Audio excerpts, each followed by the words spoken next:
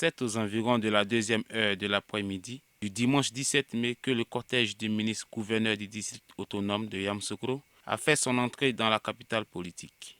Une foule composée de ses collaborateurs proches, collaborateurs du district, de directeurs et chefs de service, des chefs de canton Akoué, des associations des femmes et des jeunes, étaient réunis au carrefour en face de la 5e compagnie du groupement des sapeurs-pompiers militaires pour accueillir en triomphe leur leader qui venait d'être nommé au rang de ministre-gouverneur dans le communiqué de la présidence de la République du 13 mai suite à un remaniement ministériel du gouvernement. Heureux de l'accueil qui lui a été réservé, le ministre-gouverneur a profité de l'occasion pour lancer des messages de paix, de vivre ensemble, de cohésion sociale et de solidarité.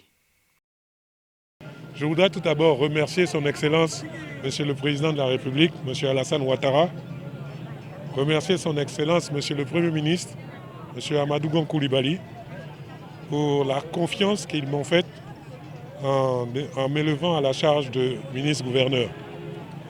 Je voudrais les rassurer de ma totale disponibilité à continuer à mériter leur confiance. À travers ma personne, c'est tout Yamoussoukro qu'ils ont honoré et je m'efforcerai de mériter cet honneur-là. Je voudrais remercier la population de Yamoussoukro qui a fait le déplacement, qui est venu m'accueillir, les assurer de ce que je continuerai à me consacrer à leur mieux-être et à développer leur avenir.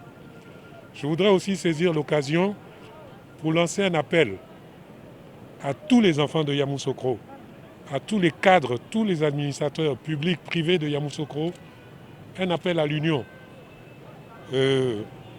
Si par le passé, il y a certains d'entre eux que j'ai pu, par mon comportement ou par mon discours, offenser, je leur présente bien humblement des excuses. Et je leur demande de venir avec moi et qu'ensemble, nous essayons de bâtir un avenir différent de ce que notre passé a été jusqu'aujourd'hui. Et pour le mieux-être des administrés dont nous avons la charge. Ainsi, il invite tous les cadres et élus de Yamoussoukro, quel que soit leur bord politique, à l'union, au rassemblement et à l'entente pour le développement de Yamoussoukro.